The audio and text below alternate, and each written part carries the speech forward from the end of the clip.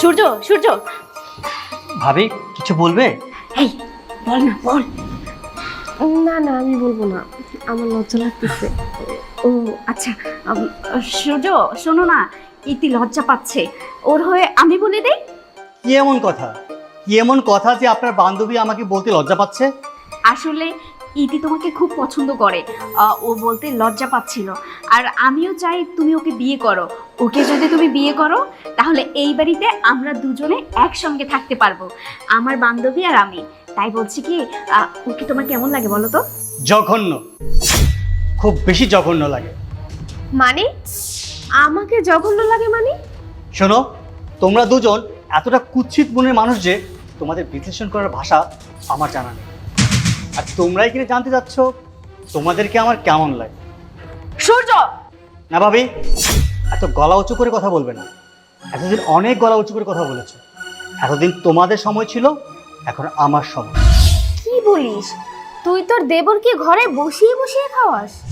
কি আর করবো রে, ঘরের টুকটাক কাজ করেই আর কি। ওই টুকটাক কাজ করে আর কি হবে? আমার ঘরে যদি এমন একটা দেবর থাকতো না, আমি তো কোনো কাজই করতাম না। আমার বাড়ির সব কাজ আমি ওকে দিয়েই করাতাম। কি বলিস কি? তাহলে আমি কি করব? কি আর করবি? তুই তো গাধা, তুই তো কিচ্ছু বুঝিস না।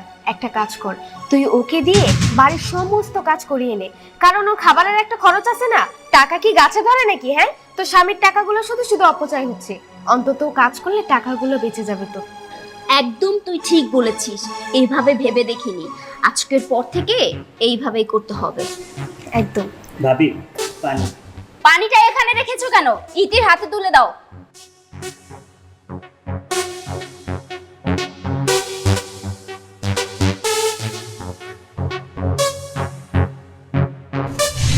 এই, এত ঠান্ডা পানি কেউ দেয়? হ্যাঁ,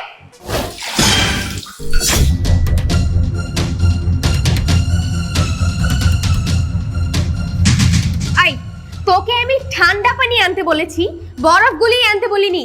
এত ঠান্ডা পানি খাওয়া যায় নাকি? হ্যাঁ, আমার দাঁত এখন শিরশির করছে। তাই বলে কি আপনি পানিটা আমার মুখে ছুঁড়ে মারবেন? বললেই হতো, আমি চেঞ্জ করে দিতাম। চুপ!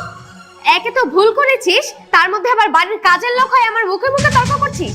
উর্মি, তুই তোর বাড়ির কাজের লোককে কি শিক্ষা দিয়েছিস? হ্যাঁ, আই তুই যা তো, যা গিয়ে আমাদের জন্য আবার আরেক গ্লাস পানি নিয়ে আয়।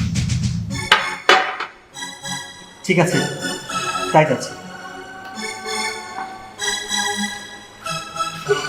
বস বস। কেমন দিলাম? একদম জাত হয়েছে। এইভাবেই সব সময় টাইটের মধ্যে রাখবি।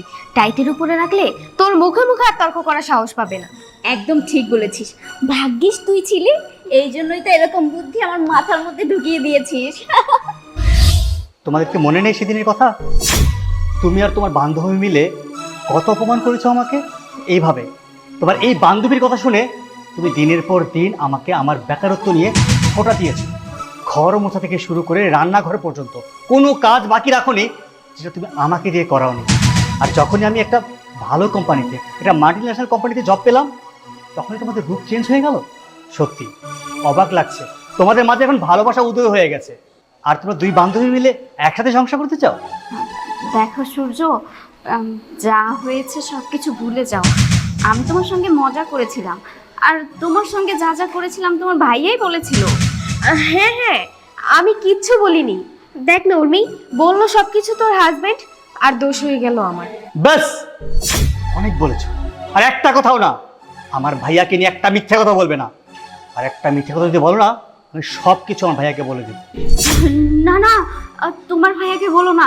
তোমার ভাইয়া যদি জানতে পারে তাহলে আমাকে তালাক দিয়ে দিবে। তাই তো, আপনি একজন বুদ্ধিমান ছেলে হয়ে কেন আমাদের তিনজনের ঘটনা আপনার ভাইকে জানাবেন বলেন? তাহলে নিজের সংসারকে বাঁচাতে হলে তোমার এই নোংরা মানসিকতার বান্ধবীকে এই বাসা থেকে তাড়াও। সূর্য, তুমি আমার সাথে এমন ব্যবহার করতে পারো না। যাই হোক, আসলে সূর্য আমি ভুল করে ফেলেছিলাম, আর আমি আমার ভুলটা এখন বুঝতে পেরেছি। সূর্য, তুমি বিশ্বাস করো, আমি সত্যি তোমাকে খুব ভালোবাসি। ও নো, সত্যি তুমি আমাকে অনেক ভালোবাসো? আচ্ছা, তুমি আমাকে এত ভালোবাসো, তাহলে এই ভালোবাসা তুমি কোথায় ছিল? যখন আমি বেকার ছিলাম, পুকুরে সাঁতার কাটতেছিল, নাকি কোনো সাগরে হারিয়ে গিয়েছিল? না মানে তখন আমি আমার অহংকারে ডুবে গেছিলাম, আর এখন আমি আমার নিজের ভুলটা বুঝতে পেরেছি। হ্যাঁ সূর্য, ও না ওর ভুলটা বুঝতে পেরেছে, তুমি ওকে আপন করে নাও না। না, একদম না। আর একটা নাটকও চলবে না। আর যদি নাটক করেন না আমার সামনে, তাহলে থাপড়িয়ে দুজনের গা লাল করে দেব। আমি ভুলে যাব আপনি আমার ভাবি আর আপনি আমার ভাবির বান্ধবী। সূর্য, তুমি কিন্তু আমাকে আর আমার বান্ধবীকে অপমান করছো। Just set up. আপনাদের এই নোংরা মুখে আমার নাম টান নেবেন না। আপনি এক্ষুনি আমাদের বাড়ি থেকে বেরিয়ে যাবেন। আর যদি বেরিয়ে না যান না ভাবি, আমি সত্যি সত্যি বলে দিচ্ছি, আমি কিন্তু ভাইয়াকে সব কিছু বলে দেবো। কিরে কিরে উর্মি, তুই কিছু বলবি না? তোর দেবর আমাকে এইভাবে অপমান করছে। ইয়ে বলছিলাম কি তুই এখন চলে যা, কারণ তোর জন্য আমি আমার সংসার নষ্ট করতে পারবো না। সূর্য ভাই, তুমি আমাকে ক্ষমা করে দাও। আসলে আমি ওর প্ররোচনায় আমি এরকম একটা ভুল কাজ করে ফেলেছি। ভাবি, তুমি তোমার এসব বান্ধবীর কাছ থেকে নিজেকে গুটিয়ে নাও, তাহলে তুমি আমার কাছে ক্ষমা চাইতে হবে না, এমনিতেই ক্ষমা পেয়ে যাবে।